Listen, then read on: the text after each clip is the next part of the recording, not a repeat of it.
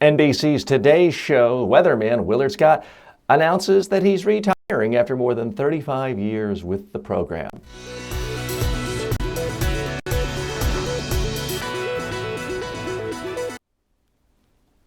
Folks, Willard Scott has been around a long time. He is officially retiring after more than 35 years with the Today Show.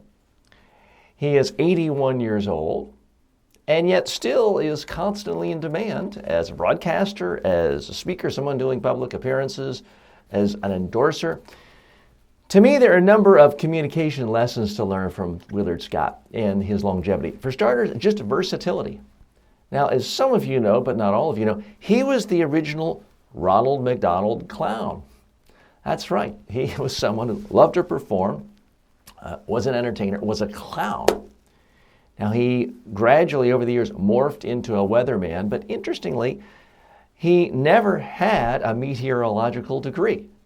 He's not a certified weatherman by any credentials. He was a communicator. He was a communicator first and foremost. Now, these days, it may be hard to get a job as a local weatherman, weather person, if you don't have a specific degree in that. But I still contend there's always going to be a place in this world for people who are first and foremost strong communicators, people who show empathy, people who connect with human beings. Now, interesting, over the years, Willard Scott became more known for the birthdays of people 100 years old. That became part of his shtick. The other fascinating thing to me about Willard Scott is he basically retired 15, 20 years ago. But they still let him come back from time to time, basically anytime he wants, certainly for major birthdays, celebrations. He had kind of an open door policy at NBC because he had a fan base. He had lots and lots and lots of little old ladies and little old men who loved him because they believed he cared about them. He talked more about their hobbies, their grandkids, their 100th birthday than necessarily all the high pressures and barometric pressures of the weather that day. But that's what allowed him to really connect with his audience. So regardless of your profession, whether you're a clown, whether you are a weather person, a forecaster, a politician, please remember there are some skills to learn from Willard Scott, which is focus on taking whatever information you have and making it as entertaining as possible, making it relate to human beings, and seeming like you're having a good time with it. If you do that, you can have an extraordinarily long career. Now, I don't know why he specifically decided to say this is officially, that's it. May have been for health reasons. Because at some point, if you feel like you are just not able to communicate or your health is bad and you just don't want to have to get out of your bed or your house, I understand wanting to retire. But let's face it, what I do, what Willard Scott does or did, or what most broadcasters do or public speakers do, it's not heavy lifting. It's just talking. And that's something people can do until the day they die, or until they've lost their mental faculties, or until there's some physical infirmity. So please keep that in mind as you're planning your career. Even if you don't want to be the executive putting in the 85 hours, 90 hours a week, or traveling all over the world, if you have genuine insights and the ability to communicate, you can have a long, long, long career as Willard Scott did at 81 years. So, but Willard, at this point, you deserve to relax and do things completely as you want to. So hoping you enjoy the rest of retirement. Now, in our body language segment of the day, every day we bring to you a segment on body language, but here it is, and it relates to Willard Scott. Smile. Now, some people hear that and they think, oh, well, here's another public speaking coach saying, have a big fake phony smile on your face at all times. No, that's not what I'm suggesting. It can't be plastered on your face. It can't be frozen. It can't be totally unrelated to what you're doing. But if you are talking to another human being, if you're finding something positive that they're doing, letting that smile come out, letting people know you're having a good time. Because here's the thing about Willard Scott. When you saw him, whether you're a big fan of his or not, you got the sense that he was having the time of his life. I mean, he had to get up at 4 a.m. to do these weather segments and to be at NBC for all those years. He still acted. His tone of voice, his smile, his body language, his gestures, all of it exuded the sense that he's having the time of his life, that he's giving off the sense that he just won the lottery. Folks, that is great body language. I don't care if you are the CFO. Now, maybe you're not quite as jokey if you're the CFO and you're going through results from a bad quarter. I understand that. But still, a little bit of a smile goes a long way. Leaning forward, looking at people carefully when you're talking to them or addressing them. That works if you're Willard Scott. In the streets outside of NBC, it also works for a CFO who leans forward, leans in to listen to a question from a disgruntled investor. It still works the same. So remember the body language tip. A little bit of a smile as it relates to talking to people and simply acting like you're having a good time, and it will help you come across as a much more effective communicator.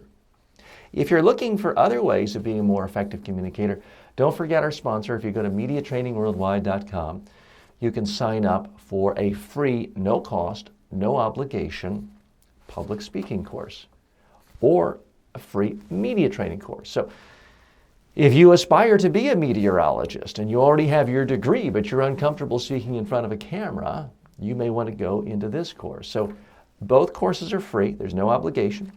Just go to MediaTrainingWorldwide.com and sign up for your free course today. Now, time for questions from you and questions from around the web. This question comes from a great website. It's called questionsaboutpublicspeaking.com. Pretty straightforward. I'm linking to that website so you can check it out for yourself. But one of the questions there today is, what's the best way to close a sales presentation? And I want to give you my own take on that. The best way to close a sales presentation is to ask for the sale. Now, it doesn't have to be ham-fisted, twisting someone's arm, saying, here's a pen, sign the contract now. So it doesn't have to be super pushy.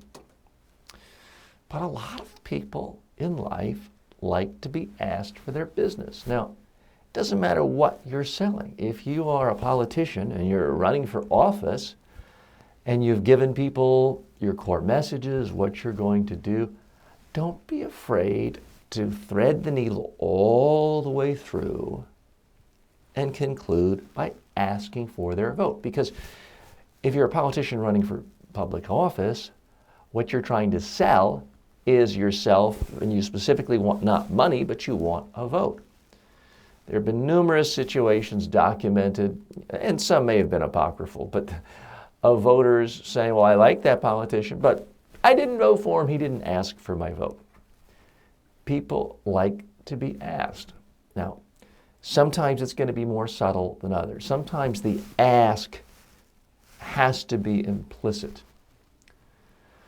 But I do believe in any sales presentation that the facts simply don't speak for themselves. You can't simply lay out all the facts, lay out all the specs, lay out all the features of a product or a service and say, that's it, any questions?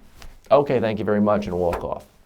That's the problem many people have. That's the blunder many people make, is they think the facts speak for themselves. Well, facts don't speak for themselves. If they did, we could all stay home in our pajamas each day and simply email people's facts. It doesn't work that way.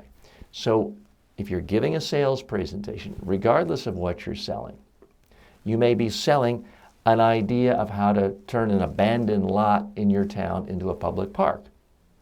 Nothing in it for you. You're not making any money. You're probably losing money donating it, but you're still trying to sell the idea to a city commission, a zoning board. Don't be afraid to ask for the very specific thing you want, so people know they're not confused, and it gives clarity to them as to what you want. So that's my answer to the question of the day. Now, There's also a question of the day here from me to you. My question of the day is, what is your routine when preparing for a presentation? I know some of you are diligent and you start a month in advance brainstorming ideas. Some of you say, oh, I like to be fresh, I don't want to be canned, and I just wing it. I just jot down a couple of notes on a napkin on my way up to the lectern. There's all sorts of different ways of doing it. I'd like to hear from you. How do you prepare for a presentation on a regular basis?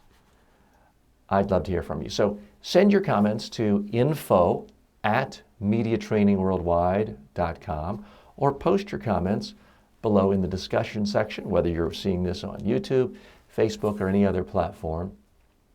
I'd like to hear from you. Now, in our community spotlight in the public speaking contest, I want to, once again, it seems like we're doing this regularly, go over to Great Britain. They seem to have so many contests for public speaking because it is a culture that does, in fact, this is the land of Churchill, after all, and they do put a great respect on public speaking. There are two students from Charville CBS Secondary School, Mark Mullins and Cian Cotter. They successfully represented their school recently in a competition. This was sponsored by the Mallow Speakeasy. Sounds like a great place to have a public speaking club. This is the Mallow Speakeasy Toastmasters Club.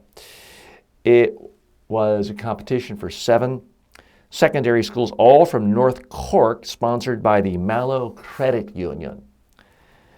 And wanted to give, again, a spotlight, a special pat on the back to Mark Mullins and Cian Cotter for winning that.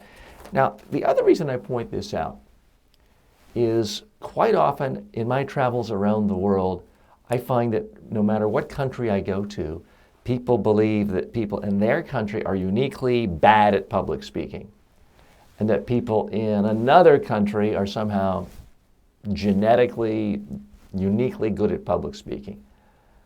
And a lot of countries I go to, whether it's India or whether it's Serbia, people think Americans are just naturally gifted at public speaking. And I can tell you, every American I know thinks that Americans are horrible public speakers and that it's the British who are great. Well, the British are good in general, although I guarantee you if we talk to some British people today, they would say that most public speakers that they have to see in business and politics are awful.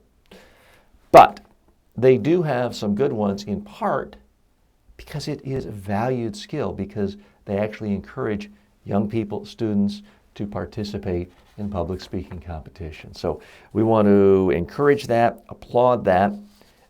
And if you have news about any public speaking competitions in your own community, please send them to me. We'll give them a spotlight here at the end of the show. We'd love to hear from you. info@mediatrainingworldwide.com is the email, or you can post comments wherever you're finding this.